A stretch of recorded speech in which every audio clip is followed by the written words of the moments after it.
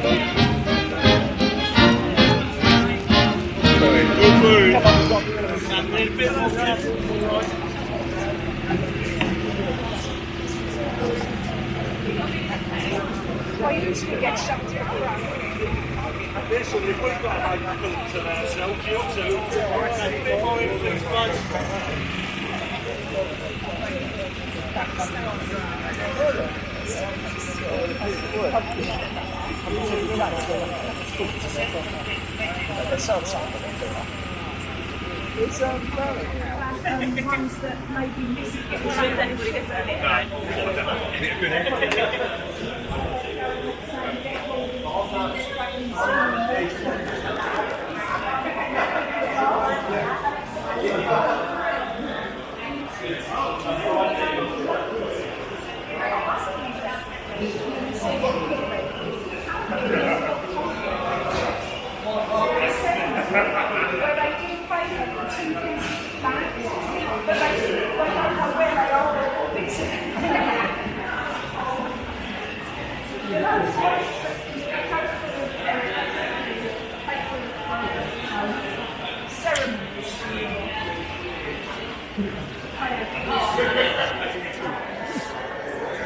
Why did they raise the keel so high? Stop people from hitting their heads. Yeah, but I mean, this is well over the 7 foot, isn't it? Most of us. Well, it is here, but yeah. Well, that's 7'6". Well, there you go. Maybe it's I don't know. Yeah. Maybe, I mean, this is a dry dock. Maybe it was just the most convenient angle for the supports. There must be an engineering reason for it. Of course there is. Yeah. It's where your stress is going, isn't it? Yeah. It's clever design, though.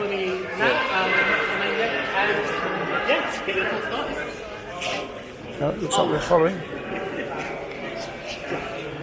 You'll have to speak up. They're half deaf. Oh, I can go louder? Yeah. Brilliant.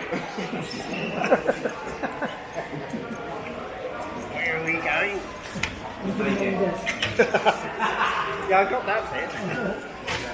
Oh, okay, this is My house. Never-ending staircases.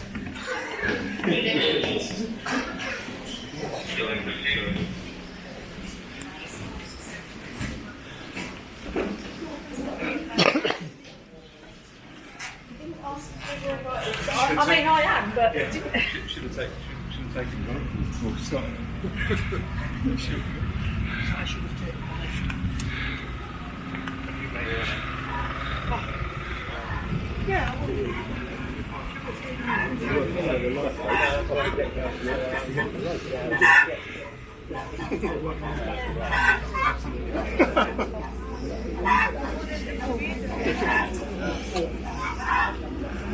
So yes, welcome to the main deck. So this is the most untouched part of the museum.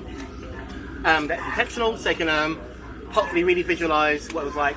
Again, you all work on ships, as to say. So I'm guessing you've not been on many composite ships, maybe? So, composite, thank you. So, oh no, that's alright. No, tell me, please. So yeah, I'll direct you to the mast. Wrought iron, so stronger than cast iron, not quite as hard wearing as steel, and hollow, so thinner and strong, but still stronger than these really big, thick tree trunk, tall trees mast you usually see. So the composite clipper ship was actually had a very short lifespan. So this design was only around for like 10 years. So you had traditional sailing ships, and you had steamships, and you had ships like the Cutty Sark right in the middle. The original owner, Jock Willis, he was a fan of sailing ships because he would often say, why would I pay for coal when the wind is free? And he had a point. So the Cutty Sark was built in 1869 in Scotland, Dumbarton, Scotland. So in 1869 there were well over 100 clipper ships in the ocean. I'm going to guess you already know what clippers are, so I don't need to explain that. God, it's going to be such a quick tour. And just 10 years after her birth, there were about 7 clipper ships in the entire ocean. Steam was taken over, not necessarily because of speed, but because of reliability. You know, you knew roughly to a day when a steam would arrive. If you're lucky, a sailing ship would arrive a week early, but you know, it was the industrial age. Populations were growing, and so was international trade. And yeah, it needs a schedule. So I'm going to quickly mention the deck. So the Cutty Sark is made of a few materials. 2 types of timber. Rock elm at the base. You'll get a close look at that as we go around. And teak on the upper part of the hull and also on the decks. Now, as you're probably all aware, there was a fire in 2007. And Just a big lump of it was a dockyard. yeah, the conservation never stops. Ship keepers, you probably know the guys from TS Rigging. Yes.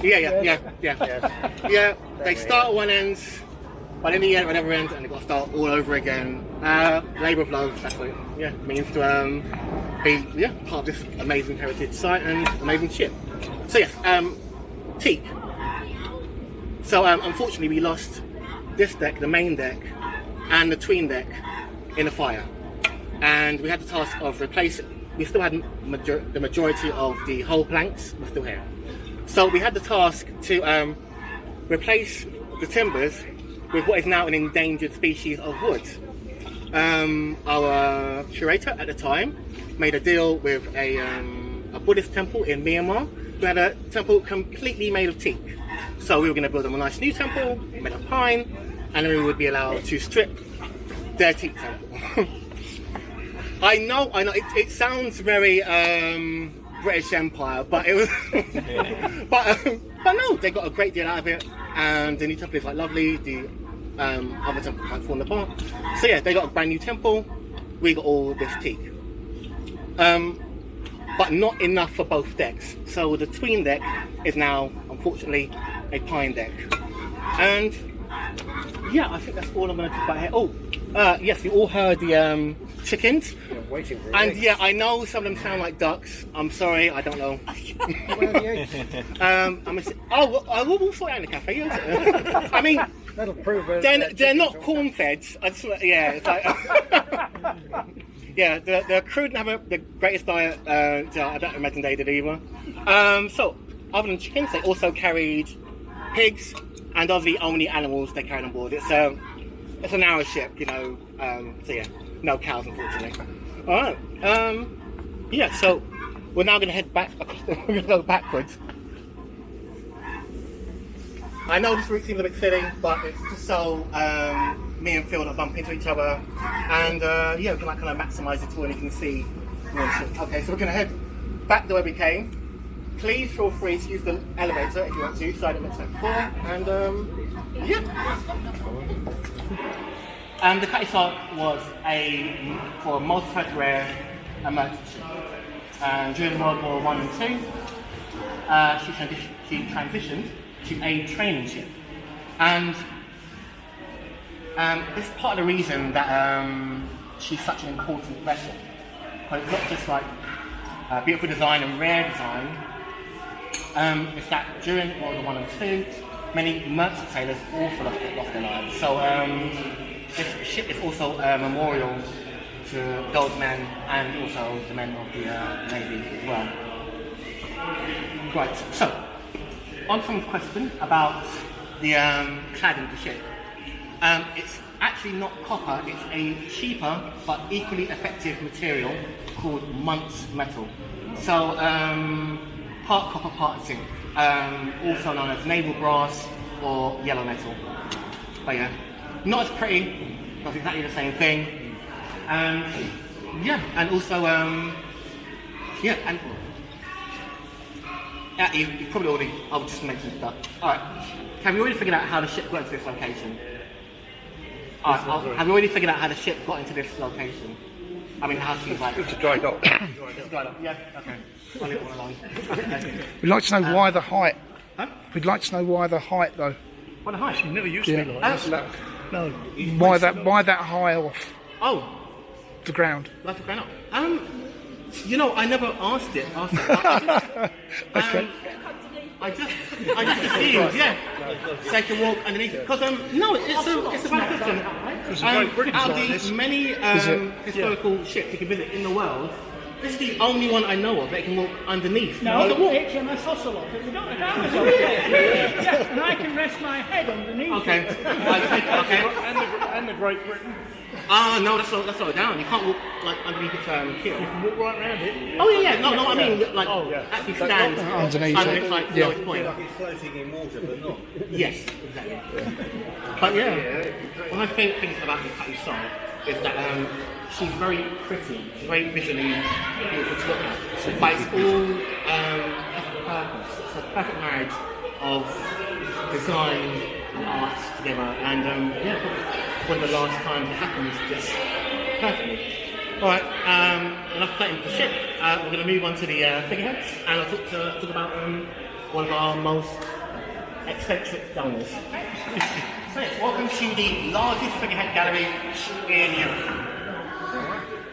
Now, every single one of these figureheads were donated, well, with the exception of Nanny D, which I'll get to in a moment, was donated by one person, Sidney Cumbers, in a portrait over here, often called Long John Silver because of his eye patch, but he loved the nickname.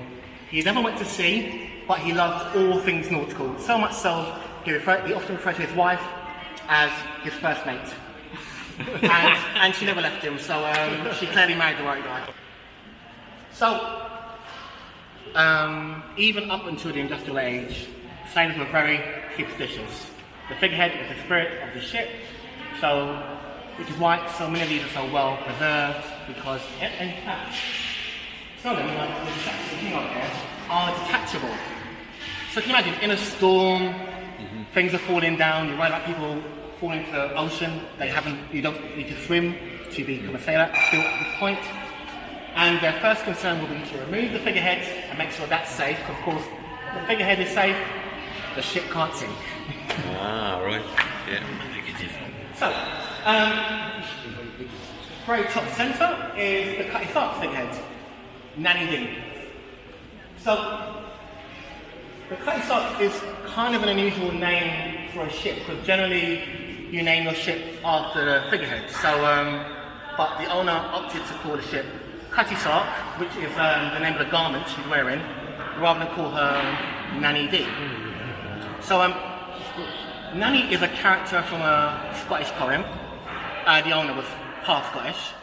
So, in the poem, it's called a Tam O'Shanter by Robert Burns, by the way. Tam wanders upon this outdoor party. All kinds of supernatural creatures, ghouls, goblins, demons, the like. And in the middle of all this is a witch, a beautiful witch, dancing around the fire. He is instantly enamoured. Can't take his eye from her as she spins around in a Cutty Sark, which is not covering a lot. Yeah. Believe it or not, this, even though she's bare-breasted, for good luck, of course, obviously, she's actually more covered up than she is described in the poem. So Tam had a bit to drink. He spent most of the night talking to his horse Meg along the way, and he just had to yell out, as you do when you have love at first sight. He said, we didn't know her name, so he just shouted up, "Well done, Cutty Sark." Okay. She didn't respond well. The party stops. All these supernatural evils, they glare at Tam and they give chase. Tam is now on horse racing towards the river. As in Scottish folklore at the time, witches cannot cross water. So as long as he made it across the river, he'd be safe. He's buttoning it down on his horse, and Nanny is catching up with him on foot.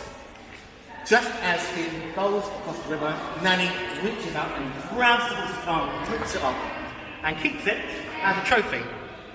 As a warning to Tam and any other mortal that would want to meddle in supernatural affairs and be flirtatious. And yes, that is why she's holding some unraveled rope in her hand. And very good. That's the Cutty Sark. Yeah. Right, so we're going to head up to the lower hold next and talk about why the ship was built. So does everyone know about tea adulteration? No. Excellent. It's called typhoon.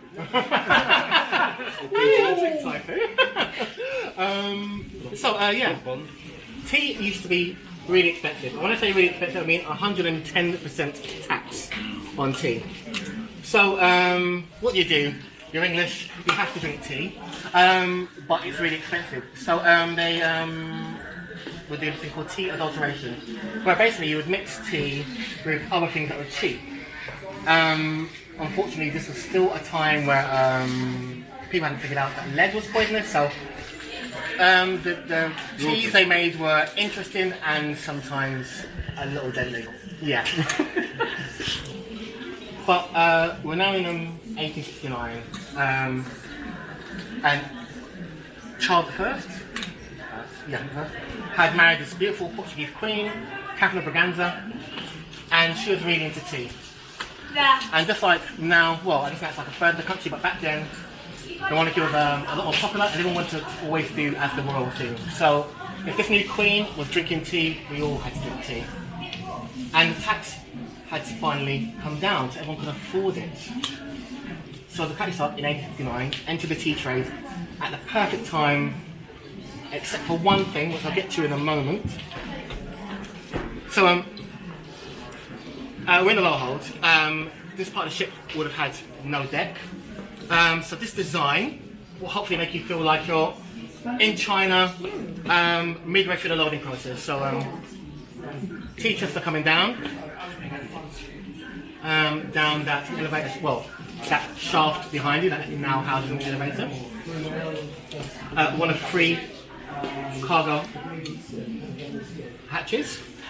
One here, one in the middle. I'll point them out as we go along. But yeah, 3 cargo hatches.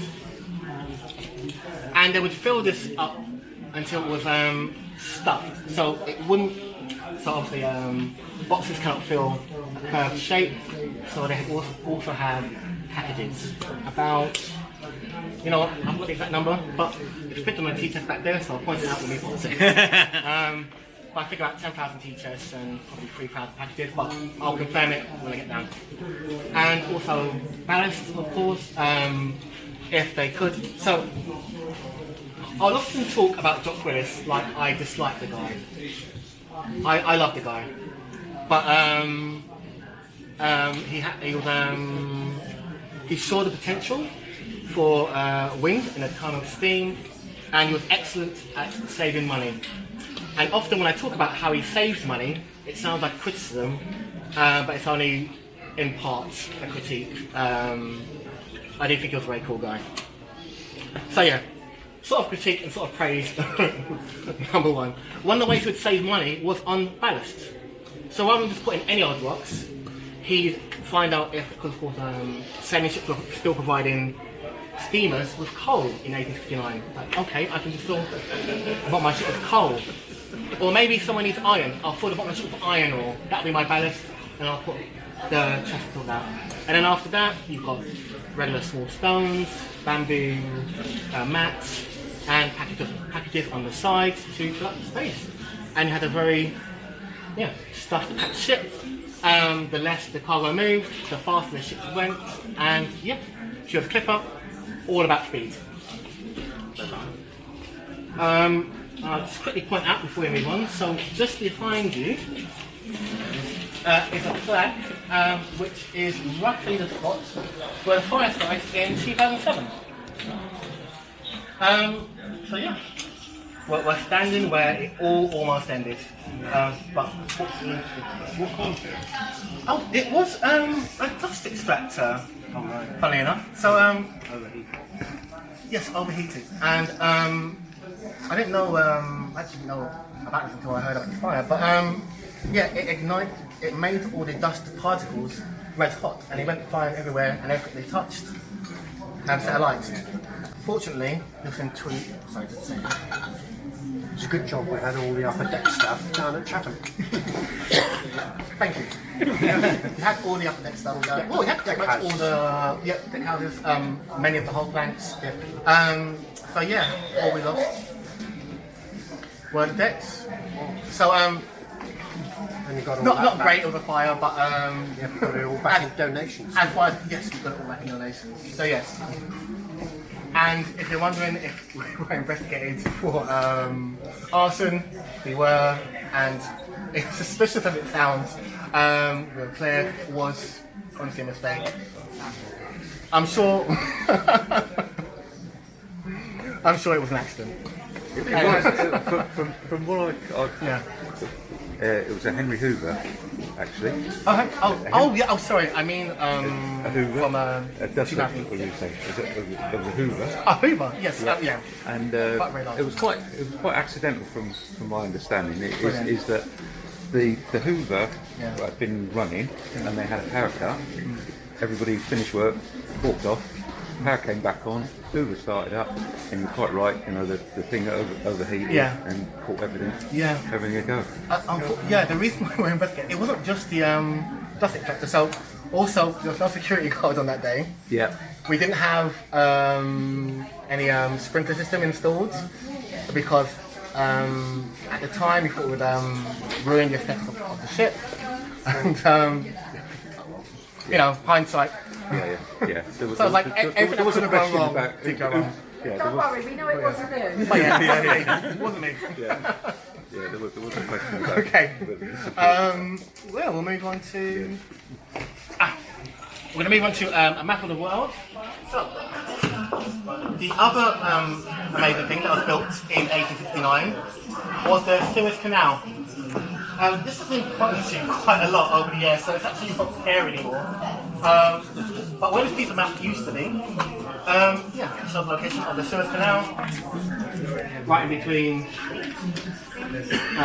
North East Africa and Been through it. right through it. So, Been through it twice. so yeah, it's great. Saves you going all the way around Cape Good to the Pope. What a brilliant thing for maritime trade if you're a steamship. So the Cutty Sark would still have to go all the way around to make the trip to China. So a steamer would be about 60 days to Shanghai, the Cutty Sark 90 days. So from day dot she was competing with steamships. Fortunately, in 1859 steamers weren't, towards the end of steamships they used an engine called a triple condenser engine, which many car engines are based on. So at the time of the Cutty Sark, they were still on the single condenser, if that's the right term. So they weren't very fuel efficient, and so even when they arrived in China, they carried so much coal they couldn't take much tea. So even on the Cutty Sark, with generally being a clipper, generally a narrower, smaller ship, she could carry more tea than steamers at the time. Right, so I'm not talking over this film. We're gonna head up to the tween deck, and I'll talk a bit more about it. When it was originally fitted, it was read clearly accommodation for 20 seamen. Certified to accommodate for 20 seamen. So 20 seamen. So they'll all be crammed in here. So very sheltered, very warm when you're at rough seas. But it only have these doorways we just walked through here, and there's some over here. So this section of the ship, so that section of the frame, sorry, is a bulkhead. So it would have, in the original design, it would be completely filled off. When ships are in a collision, it's generally the pointy bit. And this, I'm keeping it.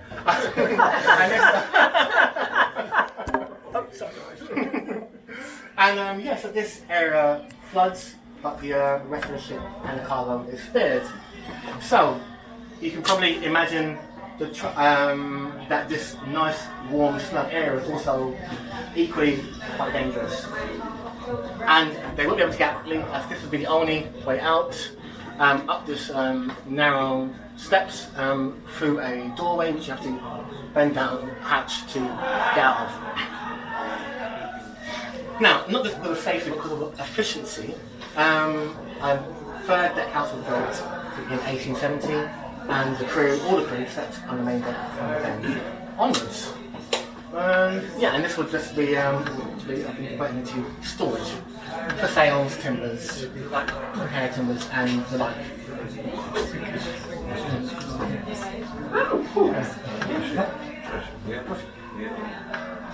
Okay. And before we head on, so the way the Cutty Sark is presented is, in the most part, to show how she would have looked when she was first built in 1869. Now she had two major changes between then and before she became a museum. I'll just touch on one now. The portholes. So originally there would have been portholes in this section of the ship where the sailor slept, but there'll be more portholes as you go down, and those are covered up. And that's because those were added long after 1869. And we actually are not sure why. They may have been added into the training ship or another time, but I'll get to that as well. Okay. I think that's everything I can say about this area. Sorry about all the random stuff, but hopefully you could visualise enough. What this area was like. Used to storage areas like this. Excellent. Exhibition. It sounds like the sailor's life was like rough, or a bit uncomfortable, or a bit like miserable. It was. I mean, it was. But it was also, objectively speaking, amazing. Late 1800s, you had like two choices. You could stay in this small town, live to the ripe old age of 50, maybe, and just know yourself and 20 other people. Or you could become a sailor which is the only way lower class people can travel and see the world. These people travelled everywhere. They had friendships, loves all over the world. They had an amazing life. And even though Cutty Sark was still in a time where sailors didn't have to know how to swim to come on board, this ship amazingly had very few fatalities. In fact, annoyingly, a bunch of them all happened pretty much at the same time, but we'll talk about it later. And yeah, okay, so we're going to move on to people were living longer, populations all over the world were growing. In fact, tea played an important part in the longevity of people's lives, because people were boiling their water more often. So the Cutty Sark moves on to the wool trade. Just like when she travelled to China, she'd fill her holds and travel, and just like in China, she'd only come back with the one cargo, just with wool bales. Now, she would be kicked out of that trade as well after about 10 years. But before I talk about that, there was another problem with the wool trade. So the Cutty Sark would have entered the wool trade in the late 1800s. Another thing that happened in the late 1800s in Australia was a gold rush. So many sailors would sign up for a ship to have a war, and then they decide not to come back. Now, negotiating an amount for an Englishman, or for anyone, to leave a place full of gold to sail 60 days at least, but maybe up to 80, back to England, was difficult and expensive. So Jock would often lose out on money with the wool trade, and by the time the steamers caught up, he was probably happy to be out of it. So there were no convicts sort of actually rushing to get back to Britain then? No. They were, they were happy. Like, cheating like the way, and the sailors like rack up debts as well. One way owners and captains can get out of paying their crew is they sell them their equipment. So especially with the ordinary seamen, they won't have boots, they won't have coats, they won't have like essential things they need. They won't have bedding. You have to bring everything. It will not be provided for you. But it's okay because the captain and the owner can sell it to you, or just deduct it from your pay.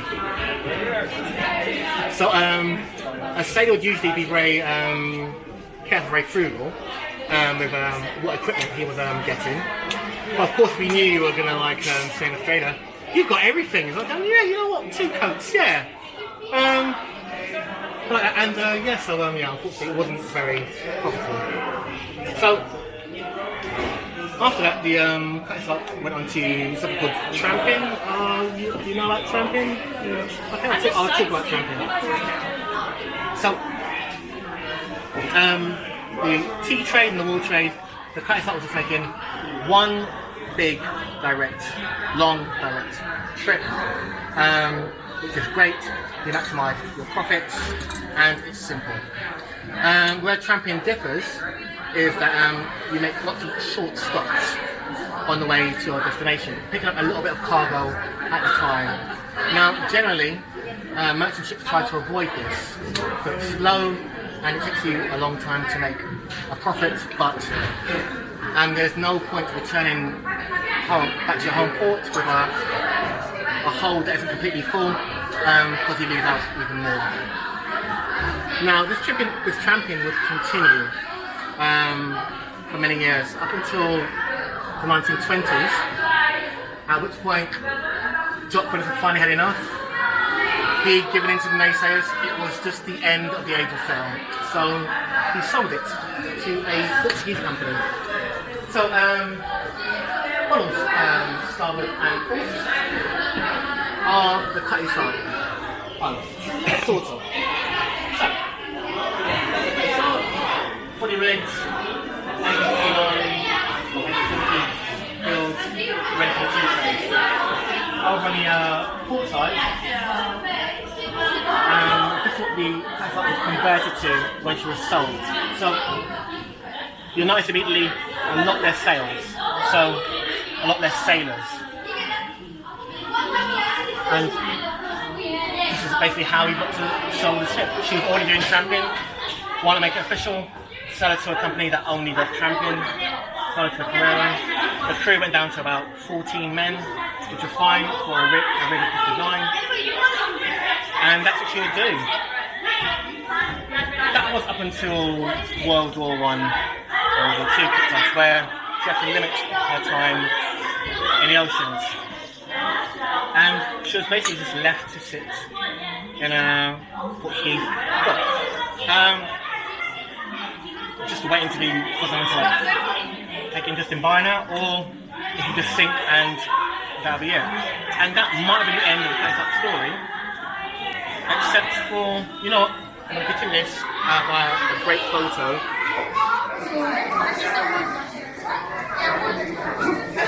I'll give you some nice stuff. Nice as that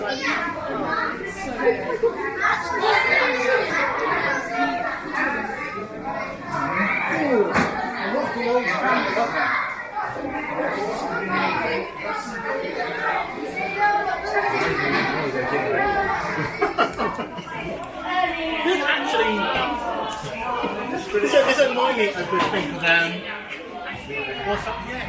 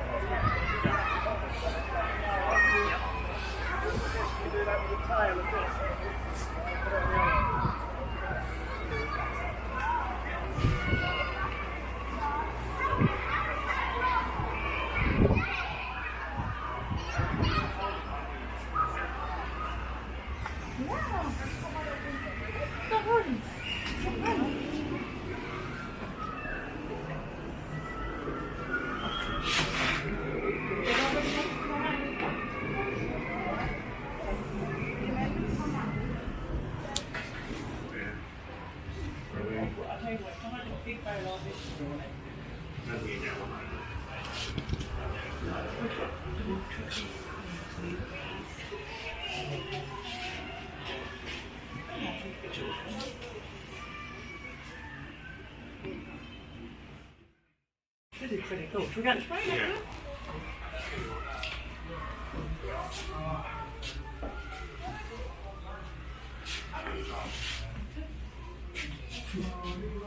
What the fuck's going on there? Oh, maybe super small. E2, E3s. That's good.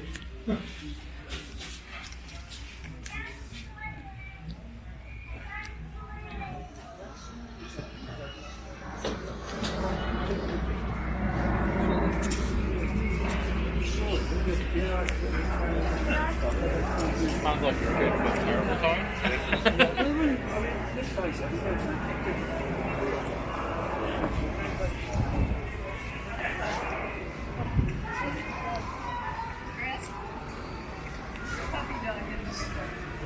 I saw a picture of dogs down below and I didn't get a chance to eat. But they were pretty dogs.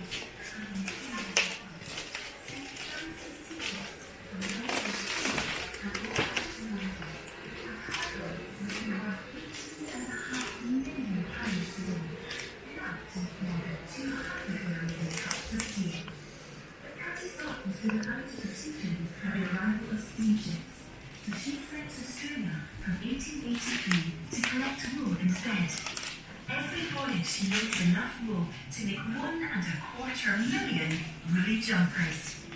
Cutty Sark was famous across the world for her record-breaking passages. Her fastest recorded speed was 17.5 knots, around 20 miles per hour.